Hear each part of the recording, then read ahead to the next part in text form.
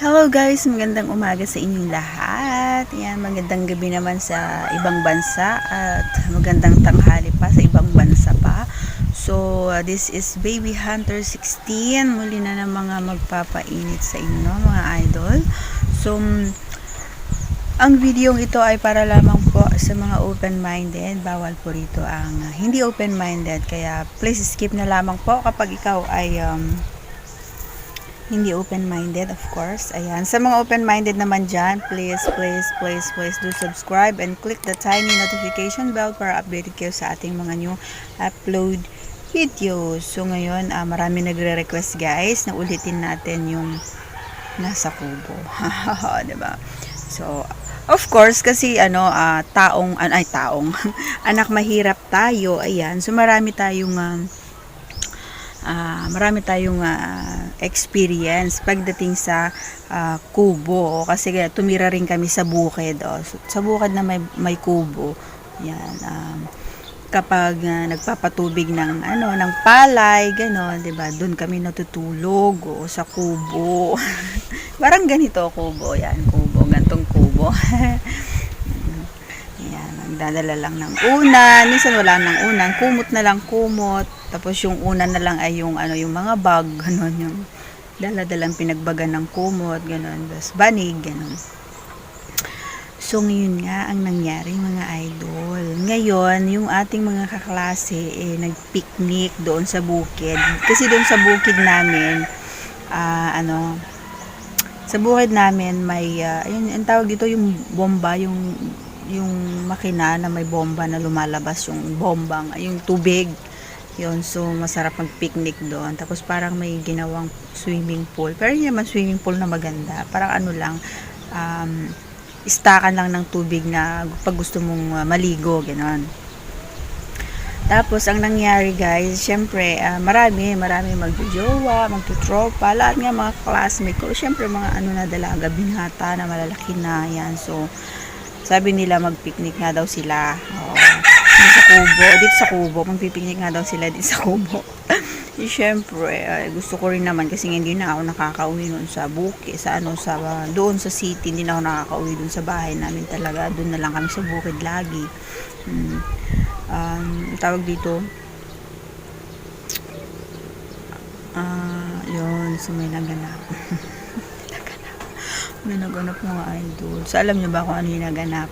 Habang naliligo sila mga idol, yun, hindi 'di ba kasi minsan kapag nagpi-picnic na mga ganyan, laging may dala-dalang mga alak, mga inumin baga. Ayan, tsaka hindi nawawala yan sa picnic, yung ganyan. Tapos doon sa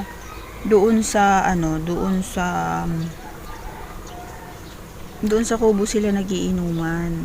Doon sa kubo, doon sila nag-inuman. So yung iba nalasing na, syempre mga basa ganyan, lasing na nahilo na baga.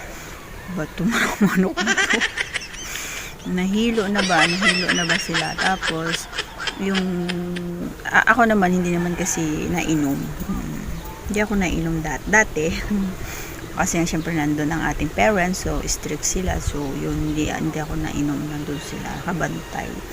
Ayun, doon pero yung manliligaw ko nandun syempre kasama nila. Hindi naman papayag na hindi yung kasama. Tapos yun, ang nangyari, di ba, mga lasing na sila, pati mga babae. Pero may dalawang magjowa na naiwan doon sa, yung sinasabi kong parang, ang tawag dito, yung istakan ng naiwan sila doon sa istakan ng tubig, na andun sila. May itinatagi silang, tig-isa silang bote. Syempre ako hindi naman ako nakainom, kaya alam ko yung nagaganap, nakikita ko. Tapos akala nila walang tao doon, walang taong nakakakita sa kanila. Tapos yun, nandun nga sila sa loob. Tapos si lalaki nakasandal doon sa may pader nung istakan ng tubig. Tapos tong si babae naman yung nakasakay sa kanya, nakasakay sa kanya, nakaharap sa kanya habang nagkukwentuhan sila, naghaharutan sila. Yung kamay nung lalaki Yung kamay ng isang kamay ng lalaki na andun sa hawak yung bote ng alak. Tapos yung isa naman hawak doon sa baba. Ewan ko kung hinahawakan niya. Tapos dead ma lang, parang wala lang nangyayari, pero yung si babae yan, halik dun sa lalaki, nakikita ko halik nang siyang halik. Tapos yung mga kamay na nakaano dun sa leeg ng lalaki. Tapos yung lalaki naman, tinitingnan ko yung isang kamay niya na nandun sa ilalim ng tubig, gumagalaw. Grabe, gumagalaw siya, guys. Gumagalaw yung kamay niya. Yung alam mo yung gumagalaw, ganun. Hindi mo mahalata na may nakapasok doon kasi nga yung tubig, yung saktong bugahan ng tubig, dun sila. Okay, hindi mo malata kasi parang bumubula-bula yun, malakas ang yung bulwak ng tubig doon, yung bumubula-bula siya, kaya hindi mo mahalata na may ginagawa silang kababalaghan.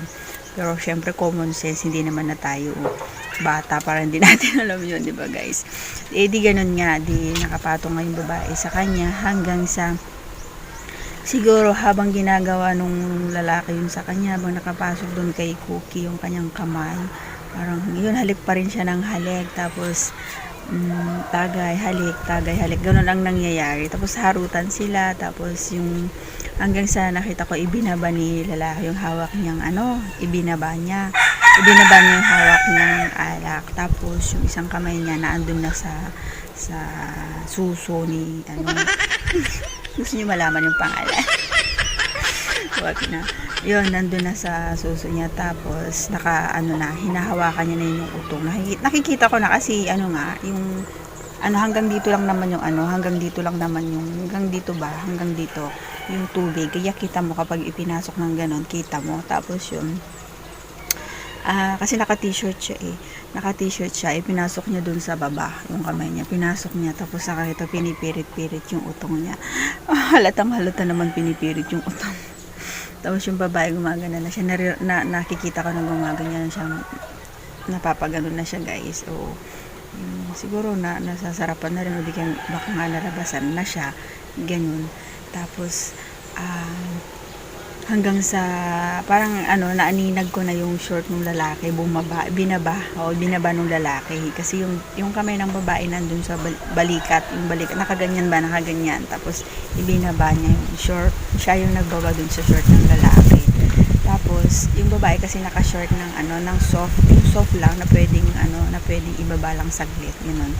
Nakapatong kaya siya, kaya madali lang gawin yun. So ngayon ibinaba niya, tsaka hindi halata nga kasi nga yung tubig talagang malakas yung bulwa, kaya hindi mo mahahalata na wala na silang suot, na wala na. Pero kasi naka t-shirt naman kaya hindi obvious, tapos maiksi yung short. So ibinaba niya ng konti, ganun din yung lalaki, ibinaba ng babae yung short ng lalaki.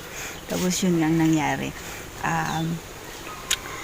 Yung babae kunwari gumaganon na siya, pero nakikita ko na gumaganon yung babae hanggang sa ayun na nga, yung lalaki makikita mo na yung aura ng mukha niya na yung nasasarapan na lumalabas. Tapos gumagalaw-galaw na siya ganun yung lalaki. Pati yung tubig gumagalaw na rin. Kasi yan talaga malakas ang ng tubig kasi nga bomba nga yun. Yung malakas talaga yung bomba. Hanggang sa nakita ko na pabilis yung pagkadjut ng babae, balik niya. Yung lalaki. Narinig ko na, yung pinakahuling narinig ko guys na ginawa. Kasi malakas yung ng makina malakas. Pero mas malakas pa din yung ungol ng babae na, gumanyan yung babae. Yun, doon na siguro nilabasan na rin siya, para silang nilabasan. Tapos, nakita ko na yung pag-uungol ng babae na yun, siya, nakasubsob yung lalaki doon sa suso niya. Yung sinususo siya. Yun. Tapos, nung natapos sila, dead mo lang, parang wala lang nangyari. Tapos yun, tuloy-tuloy pa rin nagtuloy-tuloy pa rin silang nag-inom dalawa hanggang sa nagising na lang yung iba nilang kasamahan, yung mga kaklase namin, nagising na lang. Oo, tapos yun, dead mo lang din ako, parang wala lang din ako nakita. Mambuboso talaga ako. Mambuboso ako. Ewan ko kung nabusohan na rin nila ako. So, as of now guys, nandito ako sa duyan. Nagduduyan ako. Nakaduyan ako guys. Tapos ako, maraming kwento. May kwento pa ako dito sa kubo na to mismo. Ayan, dito sa kubo may nangyari talaga dito. Meron ulit. So, next vlog, abangan nyo guys. Mas nakaka-tense, yung kwento na yun. Kasi, naman, talaga naman. Napapakatik ka talaga dito. Ganyan. Habang ganyan ka guys, oh. Ganyan. Ganyan guys, oh. Yun. So, yun. Maraming salamat mga idol sa pakikinig. Thank you so much guys. I love you.